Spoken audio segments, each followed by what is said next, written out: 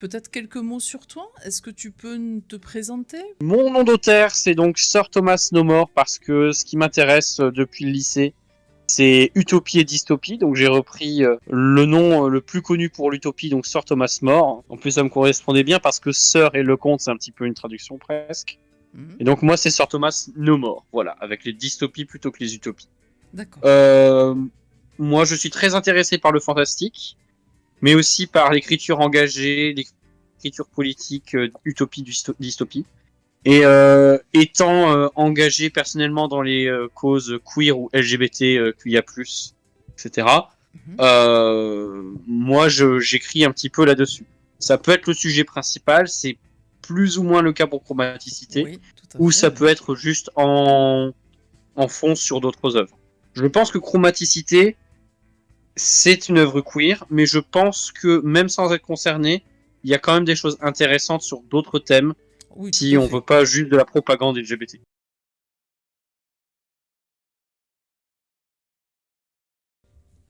Donc, moi, est-ce que, enfin, alors, on va parler un petit peu de ton écriture. Donc, on a vu un petit peu tout ce qui était tes inspirations, de là où tu puisais un petit peu tes ressources, Mhm. etc.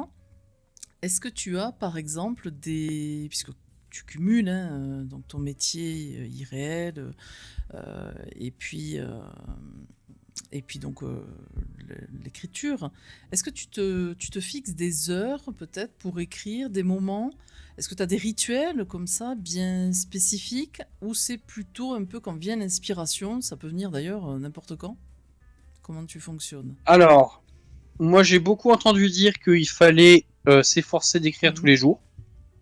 Moi, Je pense que la première phase, la phase zéro, c'est au moins de réfléchir à son livre tous les jours. Ça, c'est ouais. ce que je fais. Je peux pas passer une heure de ma vie sans me demander ah bah tiens ça aurait sa place dans le bouquin, etc. Mhm. Écrire, par contre, moi je suis très très lent et j'ai vraiment besoin d'un cadre très spécifique pour ça. Il me faut au moins une plage de plus d'une heure libre pour que je puisse me poser devant ma tablette Mhm. pour espérer écrire. Et pour moi, une bonne session d'écriture, ça peut durer de 2 à 3 heures et ça va donner 2 pages et demie.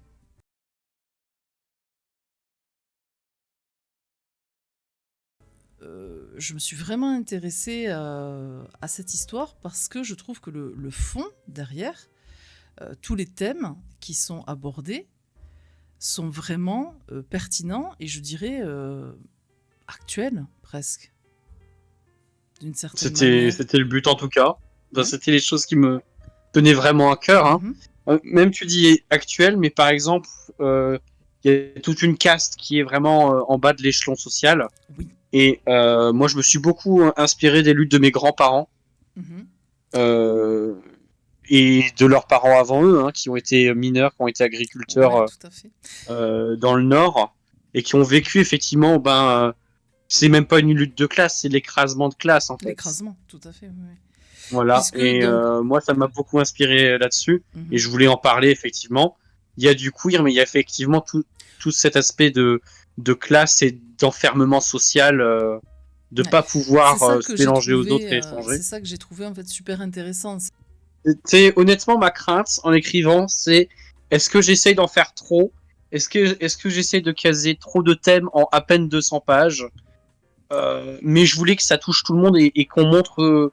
Je voulais vraiment montrer que ce que font relever les luttes queer, la culture queer, ça dépasse juste l'identité personnelle et les Mm. goûts et tout ça.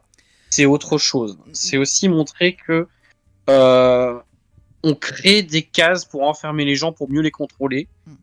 Et c'est bien des cases et de l'enfermement puisqu'on veut pas que les gens en sortent et qu'on le vit comme un danger Que quand les les gens gens en savent sortent. et que les gens Et ça savent. dépasse justement genre et sexualité, Oui, bien sûr. puisque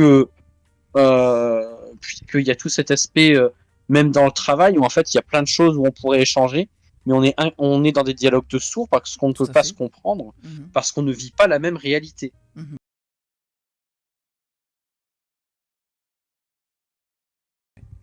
Peut-être que je vais lire juste la 4e de couverture, j'y pense, pour que les viewers, ceux qui connaissent pas forcément, aient une petite idée, parce qu'on parle des thèmes, etc. Mais Mhm. finalement, Oui, c'est vrai que ça pouvait être ça pourrait bien. être pas Oui. mal. Alors, on a d'abord un titre, donc quand la haine se mue en fascination, question, que devient le monde? Fidèle bras armé de la matrice, Jen protège sa société parfaite contre l'armée des rebelles change-forme. Parmi ses opposants, la meneuse Inaya se démarque par son attitude flamboyante, à tel point qu'elle hante l'esprit de Jen jusqu'à l'obsession. Mais la haine n'est qu'une façade. Si une occasion se présentait pour convertir Inaya en défenseuse du camp de la matrice, Jen s'y risquerait-elle? Donc ça, vous le découvrirez bien sûr si vous lisez le livre, forcément.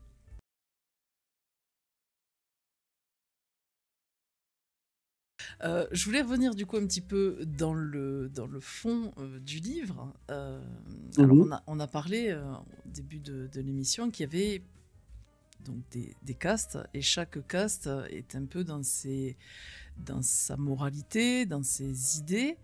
Et justement, je voulais revenir sur ce poids des dilemmes moraux. Est-ce que la fiction, du coup, aide à explorer ces thèmes? Est-ce que c'est un bon moyen pour réfléchir à ces dilemmes, justement, moraux, d'après toi?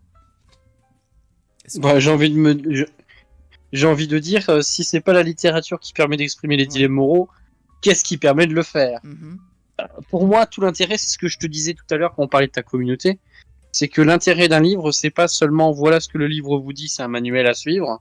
Mhm. C'est l'idée que parce qu'on passe par différents personnages, parce qu'on passe par différentes intériorités, parce que chaque expérience de lecteur en fait est différente. Aussi, oui, oui, tout à fait. On va s'attarder sur des phrases différentes, on va avoir une connexion différente à chaque personnage. Et Mhm. ben ensuite, c'est l'échange qu'il va y avoir entre l'auteur et les lecteurs entre eux qui va permettre d'avoir quelque chose, de créer ensemble cette discussion en fait. Mhm. Moi j'ai la sensation qu'il y a des choses que je laisse en suspens, ou même ce que je pose, qui a le droit d'être remis en question.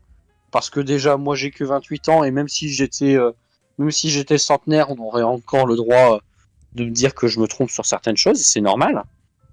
Les choses que j'avance, je les propose. J'ai proposé une piste qui suivait donc cette narration-là, mais Mhm. ensuite, chacun a se la réapproprier. J'avais parlé de fanfiction tout à l'heure, c'est vraiment quelque chose que j'encourage. J'aurais tellement envie de voir des fanfictions sur cette œuvre-là, Ouais. parce que je veux bien voir d'autres chemins qu'auraient pu prendre les personnages. Si on continue la route, ou si on la reprend encore un petit peu avant, qu'est-ce que ça change? Et pour moi, vraiment, la force de la littérature, c'est ça. C'est de lancer des conversations, et ensuite, en reprenant ces conversations, en ayant cette base, en fait, eh ben, on peut discuter de tout, en fait.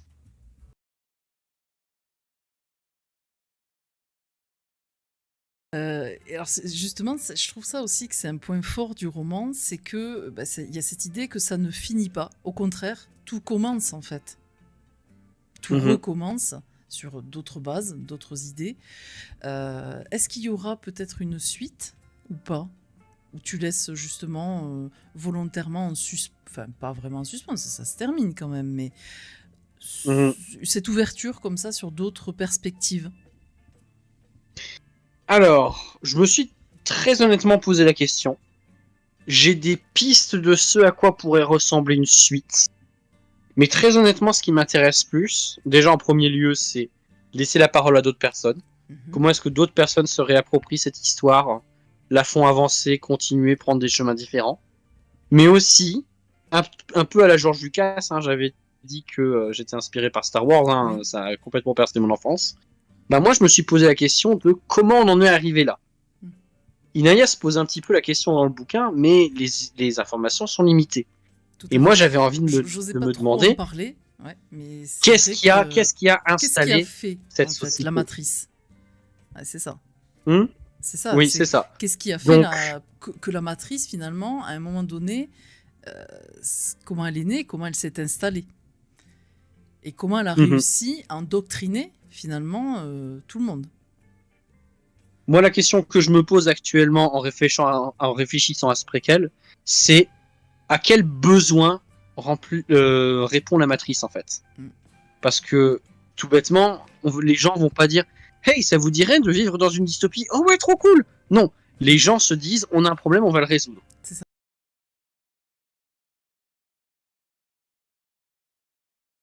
Si, pour peut-être terminer, à moins que tu aies des choses à dire, mais d'autres thèmes à vouloir aborder, si tu pouvais résumer en quelques mots, peut-être ce roman, je sais pas, en des mots, tu vois, un peu phares, des mots clés, qu'est-ce que tu dirais? Alors, s'il fallait résumer en 3 mots le bouquin, ce serait Jen est obsédée. Oui. Aussi simple que ça. Voilà. Mhm. S'il fallait résumer en mots-clés, guerre civile, Oui. mésentente, Mhm. euh, transformation. Transformation, Je oui. pense que à tous les niveaux de lecture du texte, la transformation, c'est clé. Ouais. Euh, oppression aussi, Pression, forcément. Et oui, je pense que là, on est sur les mots-clés les plus importants. oui. Après, je, Ah, je- après, on peut bien rajouter un mot qui est complètement clé, qui est shred. Ça, c'est Ah, c'est un personnage que t'aimes beaucoup, Shred, apparemment. ah, Hein. C'est ton c'est mon, chouchou. c'est mon chouchou.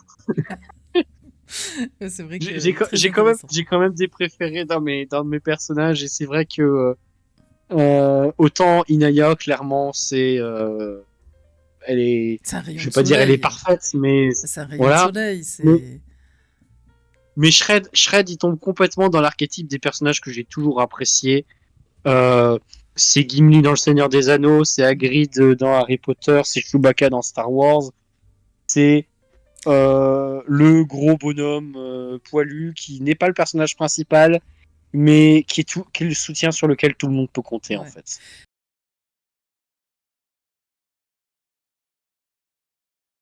Euh, je rappelle donc encore ton livre Chromaticité. Vous pouvez le trouver donc sur le site de la maison d'édition JS Édition. Mon gros coup de cœur, franchement, du moment. Et je pense que ça va durer longtemps. Si vous aimez donc les dystopies, si vous aimez tous les thèmes qui sont abordés dans ce livre, notamment l'identité de genre, la liberté, le pouvoir de l'amour, la détermination aussi de changer le monde, le côté social en fait, des castes, etc. Franchement, ce livre est fait pour vous, donc n'hésitez pas à aller le précommander sur le site de la maison d'édition. Vous ne serez pas déçus, du moins, enfin, voilà, je mets ma main à couper que ça va vous plaire, c'est obligatoire. Quoi dire de plus? Est-ce que tu voudrais rajouter quelque chose? Le mot de la fin? Je te laisse la parole. Si tu veux nous Eh dire un petit ben, mot. j'espère que vous serez nombreux et nombreuses Mhm. à donner une chance à ce livre, surtout vu J'espère. la vie dithyrambique de Suniva du coup. Mhm. Moi, vraiment, si je peux dire une chose, c'est que si vous venez le lire, moi, je serais ravi d'échanger avec vous. N'hésitez pas Mhm.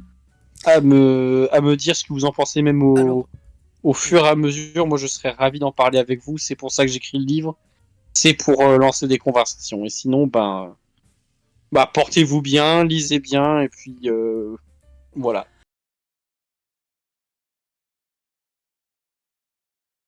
Merci beaucoup encore une fois d'avoir été là, d'avoir donné un peu de ton temps pour Ben, cet merci beaucoup échange pour qui a cette été très invitation. très sympa. Merci pour cette toute première interview dans Bah ma vie écoute, d'auteur, quand même. eh ben, ça marque en même temps. Voilà, Ah, clairement. j'espère. Et c'était un très très bon moment. Et j'espère que ça sera pas la première et la dernière. J'espère que tu en auras plein d'autres parce que franchement, tu le mérites, que ça soit avec Chromaticité ou même par la suite, hein, ce que tu pourras nous proposer. Franchement, moi, il me tarde pardon, de suivre comme ça ton parcours dans les mois, dans les années même à venir. Franchement, voilà. Auteur à suivre, pardon, livre à suivre, roman à lire. Franchement, mettez-le dans votre bibliothèque. Je vous garantis, vous ne serez pas déçus.